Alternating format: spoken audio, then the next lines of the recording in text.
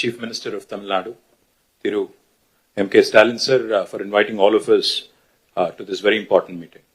Honorable Chief Minister of Kerala, Shri Pinarayi Vijayan sir, Honorable Chief Minister of Telangana, Revanth Reddy Garu, Honorable Chief Minister of Punjab, Shri Bhagwan Singh Manji, Honorable former Chief Minister of Odisha, Shri Naveen Patnaik ji, my brother and Deputy Chief Minister of Tamil Nadu, Shri Udayanidhi Stalin ji, Deputy Chief Minister of Karnataka, Shri D.K. Shivkumar ji, and to all the representatives of various political parties from across India, I sincerely thank you for joining this very important meeting.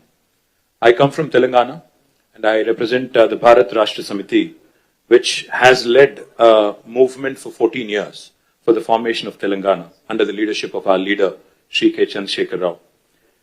When Mr. Vijayan spoke about tyranny of majority, sir, we understand what exactly it means to come out of a larger setup and create a small state.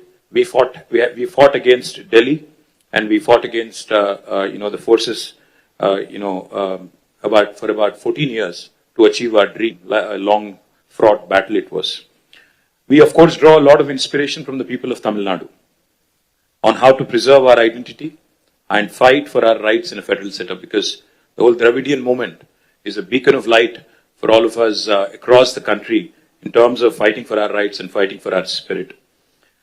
We, of course, also are aware that the 5 South Indian states are at the receiving end, as was enunciated by Shri Vijayan ji, Shri Revanth Reddy ji, and also eloquently by D.K. Shivkumar ji, of the union government's policies. Despite demonstrating robust growth across sectors, these states have been victims of apathy and discrimination. Let me remind all of us, we live in the world's largest democracy, India. But democracy should not become a mobocracy. We cannot let numbers dictate terms. We cannot let numbers dictate policies. While any true federal government would incentivize high-performing states, we have a dispensation today in India that rewards laggards and penalizes achievers.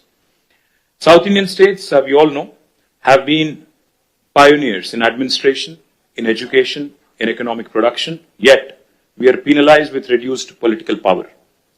This is not just an imbalance, but it is a political and fiscal centralization that is looming large. History will not forgive us if we do not speak up, because this is the time I think we have to unite. We have to fight against this fundamental inequity. We also need to remember those who have contributed significantly cannot be penalized, cannot be discriminated against. Despite contributing to 36% of India's GDP from the 5 southern states, we are receiving smaller share of central resources, which is also raising a huge concern on fiscal centralization. Delimitation will also create a situation where fiscal resources will also be centralized, much to the chagrin, much to the detriment of South Indian states. If we allow this to continue, I fear that as South Indian leaders, we will be doing a great disservice to our future generations. So history will not forgive us, let me repeat, if we do not speak up now. Discrimination against the South is not a new phenomenon. However, it has reached an alarming proportions in the last 1 decade. From forcible imposition of Hindi to projects like bullet trains only being confined to the northern part of India, union government's initiatives are clearly clearly discriminating against the southern states. To make matters worse, the BJP-led union government is now attempting to implement delimitation on basis of population, adding insult to injury. I'd like to begin by quoting a renowned jurist who once famously said, "A true federation does not allow any region to dominate another, nor does it permit the dilution of democratic representation based on transient factors." So if Lok Sabha seats are increased on population basis, it could prove detrimental not just to South India but also to our friends from Punjab. If not approached cautiously, if not approached with utmost caution, this could impact India's federal balance and heighten regional disparities. We all are Indians first, and then I think we have sub-regional identities, and we cannot have that be challenged. India is not a collection of administrative units. It is a pluralistic, ethno-linguistic union of states. We are unlike any homogeneous composition like China or Russia. We certainly are not against money being given to lagging states or backward regions. But the fact is, we are not against money of central government going to some states, but we are against hegemony. We are against this superior feeling that, one region is above another. As we are all aware, as was mentioned by all the leaders here, the freeze on seat allocation happened in 1971 after the census. Then the South India effectively started controlling population. Of course, we all know the story. Now today, we are about 24%, as was pointed out by Telangana CM.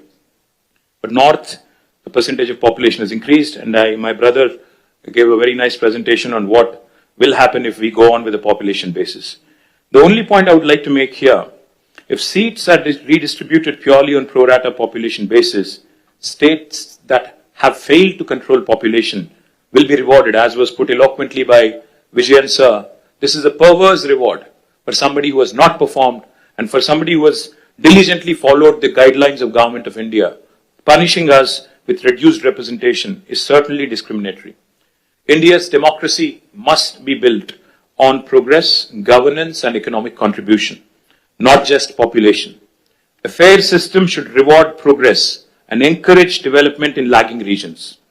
If India has to become a superpower by 2047, 100 years after we achieved independence, we must empower those driving the growth, not silence them. We must empower those who have done well over the last 7 decades and not punish them. Why do we not trust the words of Union Home Minister who says it will be pro rata and nobody will lose representation? I'll give you a classic example of Telangana. When the new state of Telangana was formed in 2014, we were given a promise in the State Reorganization Commission that the delimitation exercise will be taken up in both Telangana and Andhra Pradesh, and the number of seats in Telangana would be raised, MLA seats, that is, assembly seats, from 119 to 153 in Telangana, from 175 to 225 in Andhra.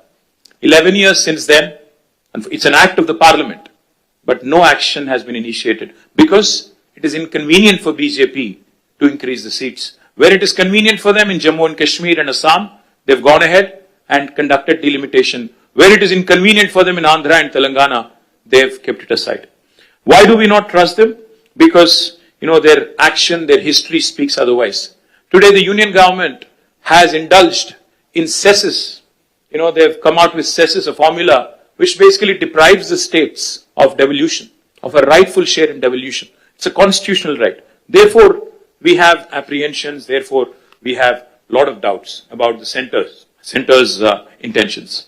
But I also would like to propose a few possible suggestions towards solutions. If the central government is determined to proceed with delimitation, I think as Stalin sir put it, fair delimitation is the ask. It should be fair, it should be just, and Dr. Baba Saheb, when he put these 3 words in constitution, I think he meant it for situations like this: equality, liberty, and fraternity. Now, if they would want to go ahead and do the delimitation because they have the numbers, then we have to ensure that the current proportion of each state remains as it is. If Tamil Nadu has about 39, is it? 39 and Telangana has 17 with increased numbers also, our percentage should also increase proportionately. And it should not come down, our voice should not come down.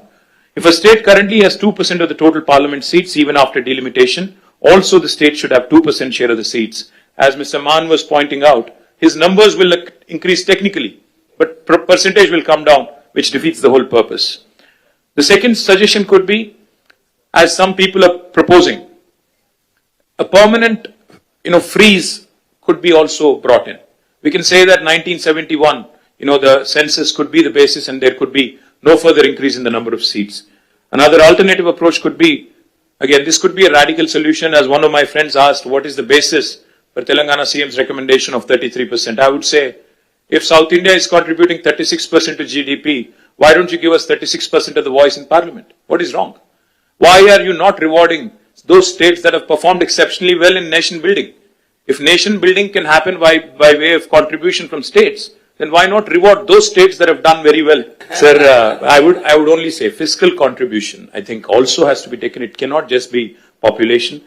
No one can ignore, because since even D.K. Shivkumar Anna mentioned fiscal contribution, let me point out, Telangana is only 2.8% of India's population, but we contribute to 5.2% of India's GDP. We're literally punching double our weight. We cannot be penalized, we cannot be snubbed, we cannot be undermined in terms of our voice in parliament which is a travesty of justice.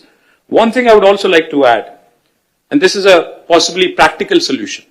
Sir, a true representative democracy is one where people's voices are heard. Why is delimitation being proposed? Because population has increased and people's voices have to be heard. If people's voices have to be heard, increase the number of MLA seats in each state. You go ahead, increase the number of MLA seats, because typically MLAs are the first port of call for people, not MPs. MPs only voice concerns on larger national policies in parliament.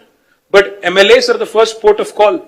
So I would propose that the national government come forward, union government come forward with a proposal. In lieu of increased population across the country, let us increase number of assembly seats in each state so that people are having more access to their MLAs, more decentralized setup. Also, I would like to say this is a fair formula because I think most states would be happy to see more representation. Finally, I would like to remind the union government from this forum, sir, that India is a union of states. Constitution clearly says we are a union of states. We are, like Pinarayi Vijayan sir said, federalism is not a gift. It is our right. So let us remind union government that our founding fathers stitched this great country together with immense grit, determination and tenacity. They understood that India is one of the most diverse nations on this planet and therefore thoughtfully incorporated essential concessions and guarantees into our constitution to build a strong foundation of mutual trust. Sadly, that very foundation is now being shaken by the current regime in New Delhi. Political representation for states in the Lok Sabha is a crucial and a very deeply emotive issue. The union government cannot be callous. They must not take any hasty steps without broad and inclusive consultations involving the people, political parties, state governments, independent activists, people's organizations, and civil society groups as well. India has just completed 75 years of its existence. Our national leadership should strive to heal the old wounds rather than create new ones. Union government should act like a big brother, not big boss. As a renowned scholar and statesman once said, the federal structure of India must ensure that no state, however small or large, it could be Manipur or it could be Uttar Pradesh, feels neglected in governance. Finally, cooperative federalism will make India stronger. Stronger the states, stronger the country. Cooperative federalism will make India stronger, not coercive federalism. Jai Telangana, Jai Hind. Thank you, Stalin sir.